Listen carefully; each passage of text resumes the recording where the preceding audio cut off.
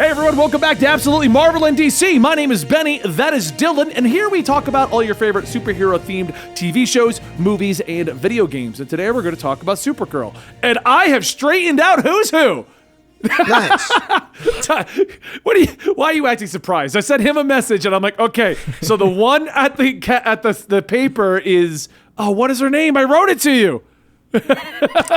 Looks like you haven't straightened it out then. No, I'm looking at what I wrote to you. You're cheating. Oh, okay, but there's that one and Lena's not that one. All right, whatever. Andrea Rojas and Lena Luthor. They're two very different characters. But to be fair, I thought of this earlier. Lena did run Catco for a while. Yes, she did. And then she put Andrea in charge. They're both, and I told Dylan this earlier, in my defense, they're both strong women who have run the Catco Corporation a while. Both have dark hair, and both act very similar, except that Lena now is the friend instead of like, oh, I don't know your secret. I remember watching her this week. I was super confused last week because she was like, oh, maybe we can get an interview with Supergirl. And I'm like, doesn't she know that she's Supergirl? And then Lena showed up later, and I'm like, she does know that she's Supergirl. Like, yeah, Lena definitely knows. Lena's known for a while, and that was a whole because their dynamic was Lena and Kara were really, really good friends, but Lena didn't really like Supergirl that much. Right. I remember that was the whole plot at the beginning. Yeah. So but then eventually she told him, and then that made Lena not like either of them. Well, okay, you give us the recap of this episode because you'll know who's who. Sure. So there's a lot going on in this episode. Basically, Kelly is back, and she is a social worker. Jimmy Olsen's sister, right? Yes. Okay. Kelly Olsen. I was a little confused at first until the ending when they said your brother sent over this. Oh, fair enough. Yeah. You were confused when she said her name was Kelly Olsen and referred to her brother being named Jimmy. That didn't clue you in? Oh, it kind of clued me in, but then I was trying to remember if that was the same girl that you were complaining about becoming Guardian, and I was like, is it the same one? It is, yeah. Once again, the cast is a little too big. I like how tight it was this time. We'll get to that. But yeah, so that happens, and then it also ties in with this plot where there's an alien rehabilitation, like work release program in a prison, and they're being used to build a bomb, and eventually those two plot lines intersect. It's fine. There's a third plot that I want to talk about from what I saw as someone who's only been watching this season. Mm-hmm. Nia is talking to the mixopedalic female woman who is in the Phantom Zone and then get an invite to Hogwarts and then zapped the owl, so she's not going to Hogwarts. No, she's not going to Hogwarts with the random freaky talking owl. That also happens, which I assume is setting up the rest of the season. That's how I think is going on there. Nixie is. As soon as I saw the owl and the way Nia was looking at it, I'm like, okay, I cannot not make a joke about Hogwarts Invitation. Fair enough. I didn't really like this episode. I thought it was fine. It was just like really average and kind of back to like, I don't know, just back to like what this show is bad at, which is just too many characters with like a world that doesn't feel real. I could go on a whole rant. I probably will about the aliens and how aliens work in this universe. This is the first time I'm agreeing with you on this because first off, Kara was kind of like a secondary character to Kelly. She did have a lot more going on than Barry ever did when they did this in the other show. But it was definitely a Kelly-focused episode with Kara kind of there for the ride, along with John. He was also there for the ride. But they were definitely in the episode a lot more than Barry does when they do these kinds of things. Mm-hmm. The aliens, as soon as they started explaining all the aliens again, I remembered that was their excuse for metas. Because like every one of these shows needs an excuse for why there's so many metas. I was like, even though metas exist in this world. Right. But no, everyone has to be an alien. Okay, fine. And then every alien has to have powers because that makes sense. And different powers. They all have different powers. This one's an EMP. This one's invisible. This one can. I was like, okay, fine, whatever. That's just the show's excuse. This one felt the most CW though, because like even when Jean and Supergirl were fighting these aliens, I'm like, okay, if this was being done properly, they would immediately grab all of them and just throw them back in jail. Why is this even a fight? Like, this isn't a fight. Like, it was very CW'd up, where they just have to talk it out ahead of time and everything. I'm like, you mean to tell me that these two, Supergirl and then a guy with the powers of Superman, he says that multiple times, are just going to be like, oh, cool, guy who can go invisible? Don't know where you went. Yeah, that's fair. Especially earlier on when there is a literal scene with Kelly and Kara where she's like, don't you remember I'm Supergirl? And then uses her Supergirl powers to do stuff really quickly. So...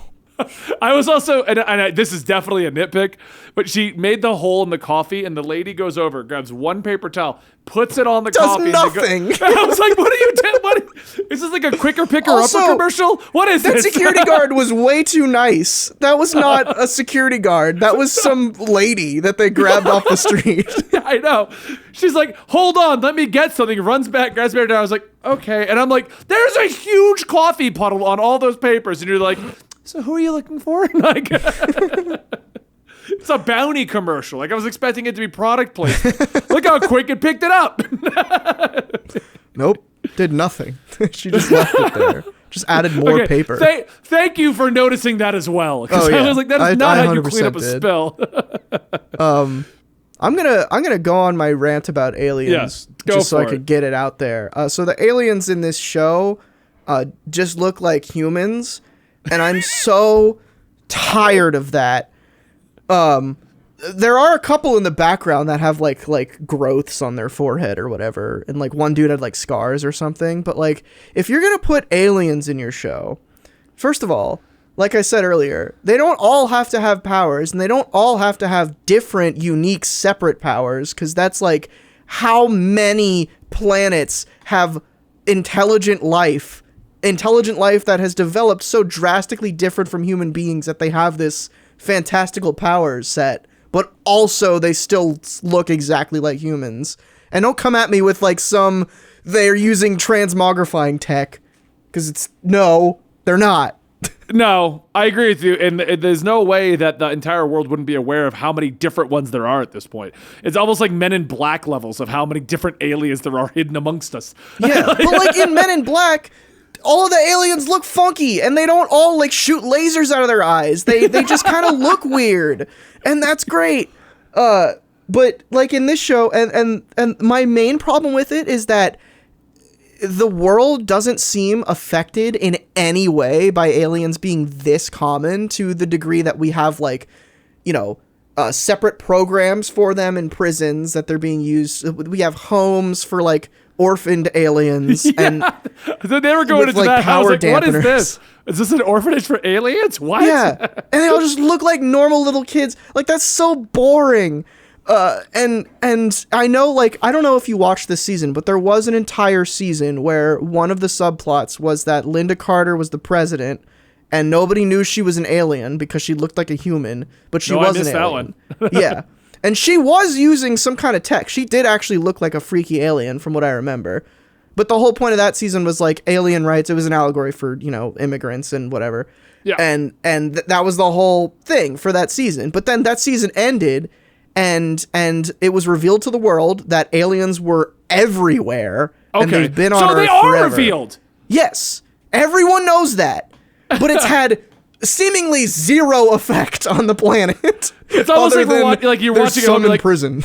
Hey, Dylan, did you know aliens are real? No shit. All right, cool. You want to go back to playing Avengers? Yeah, it's. I don't understand. Like, and that is kind of an interesting idea. I worked on a movie that kind of has a similar idea to this. I don't even know if it ever got released, so I'm going to talk about it in vague terms. But the movie follows like a family, and an event happens to them, but also aliens like invade Earth. Like, we make first contact with aliens, but the movie has nothing to do with that. It's just for 20 minutes they're talking about, wow, that's pretty crazy. Like the conversation you just jokingly had, where it's like, hey, there's aliens. Also, our dad is back, who was gone for like 30 Dude, I just watched years. a horror movie that was just like that. It was like, the movie's like, oh, the gas company's going to unearth something crazy and it's going to affect the farm. The movie's 2 hours long, and an hour and 45 minutes of it was the family fighting about what to do with the farm. And then at the ending, it was like, oh, and we unearthed something. Alien. Yeah, was like, what? Shut up! No. What did I just watch? Yeah, like the only movie that kind of works in, I say kind of, it really works in for me, is like 10 Cloverfield Lane, because that's like a weird movie the whole time, and you already have the supposition of Cloverfield in your head. So yeah, well, 10 Cloverfield Lane's entire purpose is that the aliens exist, but right off the bat it throws out, do they?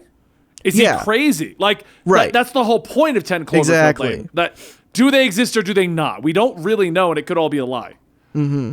So, but it's just in this show, it's so like it doesn't feel like, that's what I meant earlier when I said like this doesn't actually feel like a world, and I have that issue with a lot of the CW shows, but really this one, because it doesn't feel like they're grounded in any way. Like every episode, National City seems like a completely different city.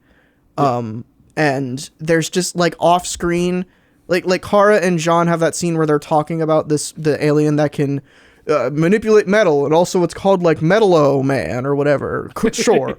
And then the invisible guy. And it's like, okay, they just know this stuff. But like when you can't just name drop a species of alien that can control metal, because then you've now implied that there's an entire planet of those. And there's definitely not just one of them on Earth. There's a bunch of them. Like, was there a Noah's Ark that took one of every alien from the entire galaxy and brought them to Earth one day? No. It's so dumb. I don't understand. If we're talking about how dumb it is, I do love when Kara and John finally figured it out, and they go to stop the crooks, and they beat up the guards, and they're like, all right, now we're going to take you back to prison. And I was like, oh, yeah, I'm sure there's 10 minutes left, and that's happening. And then she's like, and your cuffs are off. Like, what? Yeah, I don't know. And I like what my problem is like, and this is like, it's not a nitpick, because it's a visual thing, so some people might be like, oh, they don't look like aliens, maybe they don't have the budget to make them look like aliens, whatever. But yeah, at that point, don't write aliens into your show, is kind of what I'm getting at. You're in a universe of metahumans. Yeah. Exactly. We already know that's a thing. That everything has to... So... I don't know. I don't think the episode is terrible, but it's definitely not one of the better ones. It's one of those episodes where it's like, if you got time, watch it, but if you don't watch it, you're not missing anything. Yeah. It's like the Allegra episode. I mean, the Allegra episode on Flash wasn't terrible, but if you don't get time this week, don't worry about it. Like, Dan and I have a lot of these conversations about Legends when it's bad, or not bad, but like average. Is like a lot of this discussion has just been me ranting about aliens. That's because the episode is so lukewarm that there's really not much else to talk about. Yeah. So I feel like this episode was supposed to be a time to really show the paper getting back in kind of where it should be. We can go into that. And I feel like the episode's point was, okay, the paper's still going, and Kelly's going to be becoming a bigger role in the show now. Because they end it with, here's the Guardian helmet. Like, he's going to become Guardian. Yeah. So I feel like that was the point of the episode, but that also makes it a very lackluster episode. Yeah. Because nothing in general really happens. Okay, Kelly cares. Kelly's going to become the Guardian. And the paper's really fighting for those interviews with Supergirl. British man that I don't know who the hell that is. He just showed up at the end of the Phantom Zone stuff. He's sorry that he couldn't give it to Kara. Like, he was like a love interest. He was a new reporter that was undercover who knew he was connected to the main villain in like the last season or something. It was a whole thing. He wasn't around the whole first half of the season. He's just there now. Well, they didn't really do anything with the paper in the first half of the season. But Nia was still around during that. I guess that's because she was with Brainiac and they were doing their thing. Yeah. But, which also, I have a note about here, and I should mention it. I honestly think the only thing that works in this show anymore is Dreamer and Brainiac. I think everything else the writers don't know what to do with, and they just need to... Like, they need to throw everyone away. Dreamer and Brainiac, yeah. Yeah. They need to throw everyone away and then focus on Supergirl, Martian Manhunter, Dreamer, and Brainiac 5. That's your show. That's it. Yeah. Well, it's what we used to say about Flash. Get rid of 90% of the cast. All of these shows. Just do Flash, HG, and like one support staff member, and that should be the show. Yeah. Like, it would be great. But you're right. They just don't seem that they want to make these giant casts for like one little arc, and they don't want to let the people go. That's the issue they run into. They feel like at this point, and even with like Legends is getting to this point too, with it's wrapping up its season, but whenever there's plot heavy episodes and they're not just doing what like the writers want to do, it's so clear that just the studio is creating this. Like they just want to put as many characters on screen as possible so that they can merchandise as much as like they need to get Kelly in a new Guardian suit that's gold and cool and give her fancy hair so that then they can sell an action figure about it. And it's just like, that's all it feels like. They do have CW action figures, don't they? Uh-huh. I've never thought about that. They got shirts. They got, because I know there are shirts, CW fans who eat that shit up. They love it. I'm like, okay, more power to you. But it's just not a good show. Like, I'm all for merch, but yeah, no, I didn't even think about that. That's why the casts are so big. I just thought they just make the cast so big so that they can literally fill every niche, every demographic. Yeah. Like, because if you look at the way, certainly part if you of it look as at well. the cast, that's the CW strategy. We will fill every demographic with the Dared at a 5 menu. I think, you know what I mean? Like, and like there can be no crossover, and no one cannot be represented. And that's, I think, is the problem with the show. Because like Black Lightning was great when it was just about Black Lightning and his kids, and then they sprawled out of control on that one. Right. Flash was great when it was Flash and the crew, and they sprawled out of control on that one. They just, and I'm not even against the people need to show up, do an arc, and leave. That's what I feel like they need to do for them. Yeah. They don't have to become regulars. No. Why can't the adventure be Supergirl?